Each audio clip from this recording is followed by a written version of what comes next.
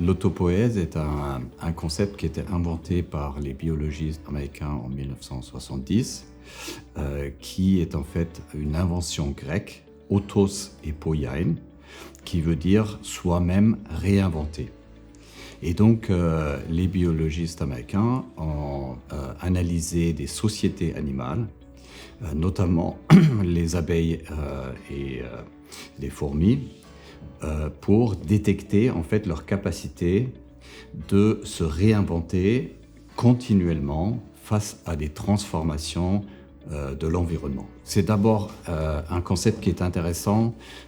pour le transposer dans le domaine de l'urbanisme en général, mais aussi en architecture, parce que aujourd'hui on est confronté à de multiples crises, des crises environnementales, des crises économiques, des situations politiques déstabilisantes, comme des guerres par exemple. Du coup, ce concept de la réinvention permanente permet de reconsidérer les processus de planification en les adaptant en permanence. Donc par exemple en architecture aussi, c'est de veiller à ce que le bâtiment que je construis, les objectifs environnementaux et écologiques sont en adaptation avec ces transformations. La question du temps long et du temps court est très importante dans cette approche de l'autopoïèse parce qu'elle permet de considérer les différentes temporalités des acteurs. Donc,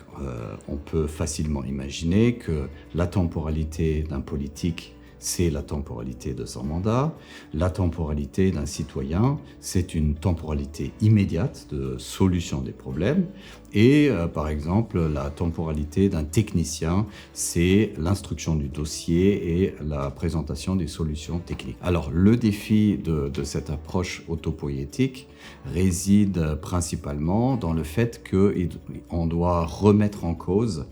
de façon permanente à la fois les manières de faire, les instruments, les processus face à des changements. Le principal atout de cette nouvelle approche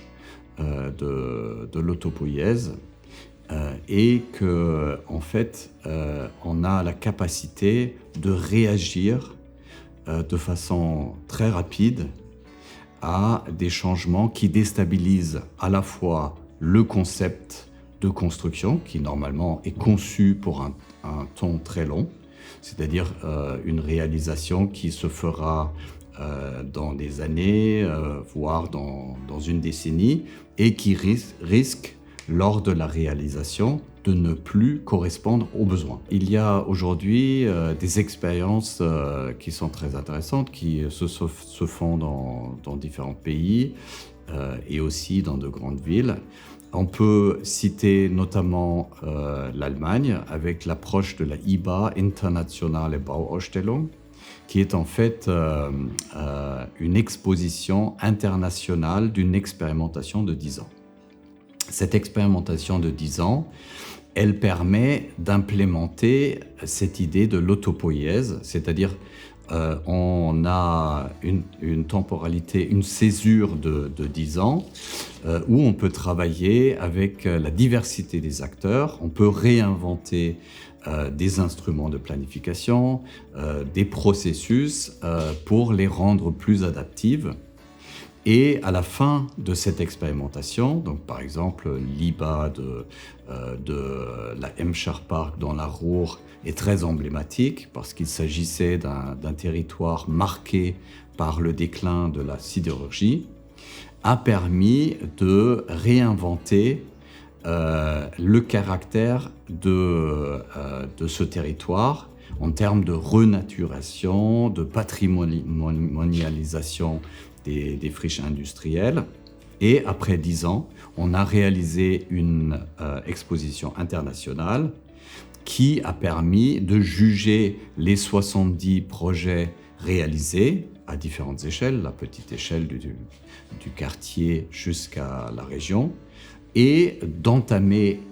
après cette expérimentation la vraie planification par l'expérience de la réalisation des prototypes. Aujourd'hui, en France,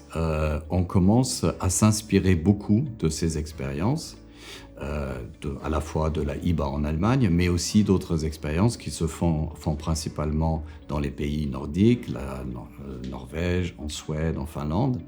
Et on commence à parler beaucoup des approches adaptatives. Donc notamment la question de l'urbanisme tactique est un exemple très important, c'est-à-dire ce sont des initiatives qui viennent de la société et où en fait on essaye d'expérimenter avec la diversité des citoyens, des habitants, des riverains, de nouvelles solutions qui ont un moindre coût et qui ont la possibilité de s'adapter en permanence. J'ai l'honneur d'être le président actuel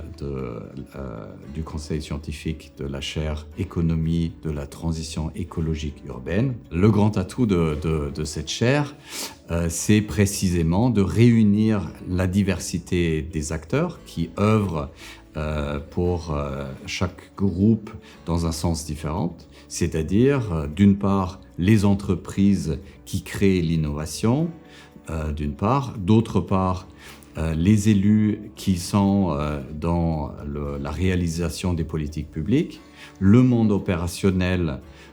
qui réalise donc les projets urbains ou architecturaux, la société civile qui doit participer à ces expériences